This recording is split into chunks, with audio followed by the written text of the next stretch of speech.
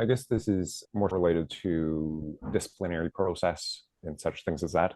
I received a call back from job site super that there was paint on the floor on one of our projects. So I've been harping Mhm. on the guys about using drop sheets at all times, not letting gaps get in your drop sheets because paint hits where that is.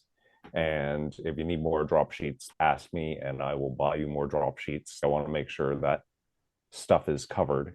Mhm. So I've been harping on them about that. And so on Saturday morning, I got a text from the job site manager that there's paint on the floor. So I took a picture of the text from the job site manager, posted it in our group chat, and said who wants to take responsibility for this. And the painter that was actually not on site the last couple of days, he was with me on another job.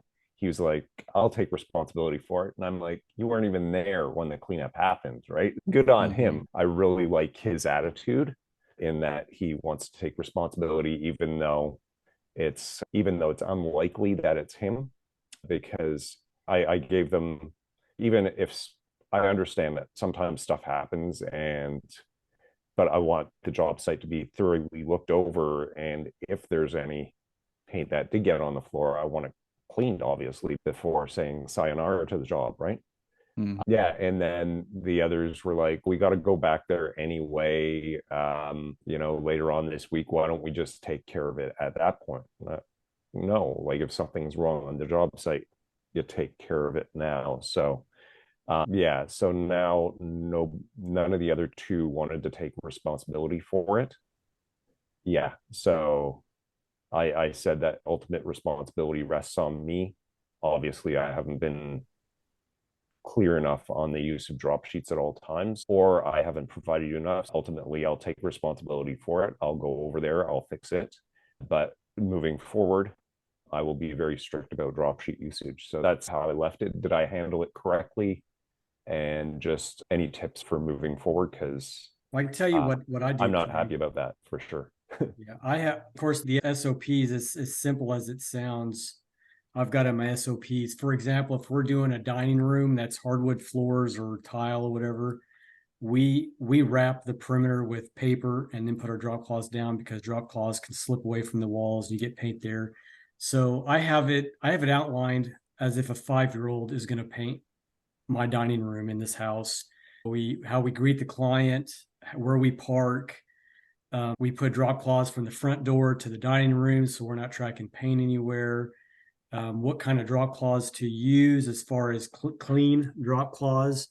And then I also have two ABCs, then, and that's drilled into my guys, but not in a bad way. It's just always be clean and always be cleaning. And when that second one, always be cleaning, that's in their mindset that if they're working in the day and they see something, a paint that shouldn't be somewhere, or drywall, sand dust on a piece of frame or a windowsill that shouldn't be there, drop what you're doing and clean it up. And so I said it in a very nice way. I'm like, because if the customer sees that, they're going to start looking for other things. And we never put off later what could be cleaned up now. And so that's how I've presented it with my team. And we've been pretty good at not getting any paint anywhere. Or if we do, we're cleaning it up right away. And we're not thinking that it could be cleaned up next Friday, which it can, but the client doesn't see it that way. They see it as we're messy. And Mhm. so it's funny because Will was talking to the new guy on Friday of last week, always be cleaning, because he had some drywall dust somewhere. And he was always be cleaning. And he said it right in front of the client because it didn't matter because that's our routine. And so that's what we do. We're always clean. We're always be clean, which is the way we dress, the way we look, and always be cleaning. And I don't do it in a way as a drill sergeant. I just do it as a way of team membership and making the customer have an amazing experience with us. So that's really worked. It's not made us 100%, but it's got us from 20% to about 85, 90%. So Yeah, this job's kind of complicated as well because yeah. there's other trades that are working around us making a mess. Yep, absolutely. I have a So it's rhetorical question for you, Craig. yes, What is your supervisor's role? What are his responsibilities? I've so they all have basically all three of them basically have about the same experience level. Is he a That's supervisor? That's a good question. That's a good question. Yeah, If he not is, whose one responsibility particular. was that? That would be mine then. Yeah, But you delegated leadership to your supervisor, correct? not any of the three I would consider a supervisor. Okay, so I misunderstood. So I I thought you said your haven't. supervisor sent you a screenshot. So there's just three No, painters, no no. supervisor? So that was the job site supervisor of the general contractor. Okay, no, I thought it was yours. Sorry, I Yeah, misunderstood. yeah. Sorry. Okay. The way that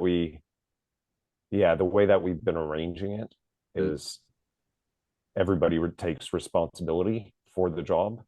There's one guy in particular that more communicates with the customer because he's got better communication skills Mm-hmm. than one of the others. But yeah, I need to actually have somebody responsible for each job site. There you go, right on. And then make sure you practice your progressive disciplinary procedure. It protects. I guess if I see somebody not using drop sheets, my next play is just to send them home without pay for the day. Is that Well, that's extreme. I would say you'd already given them a verbal warning. I would just I give them a written warning. And that's usually enough to wake them up to the seriousness.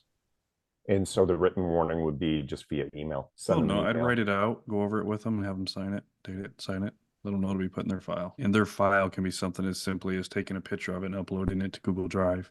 It can be a cloud file. But, yep. Okay. All righty.